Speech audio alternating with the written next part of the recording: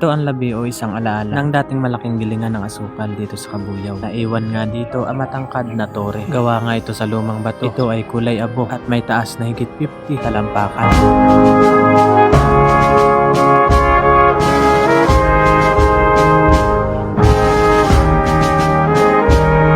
Ayon nga sa ulat, ang turing ito ay tinayo noong taong 1890. Ibig sabihin ito ay mahigit 130 taon na ang tanda.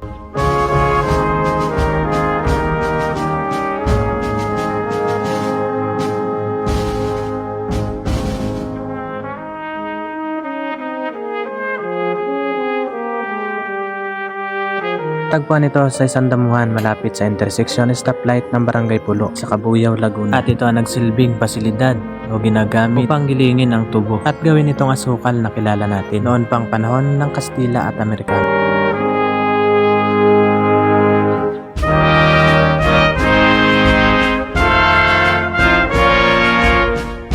Ang malawak na taniman ng tubo ay umaabot mula Kabuyao hanggang Binyan, kasama na nga dito ang Kanlubang at Nubali. At ang turing ito ay tinuturing na isa sa mga huling natitirang ebidensya ng dating malaking industrial ng asukal sa rehiyon. At ito ay makasaysayang palatandaan na nagpapaalala sa mayamang agrikultura na nakaraan ng Kabuyao, Laguna bago pa ito maging city of modern factories.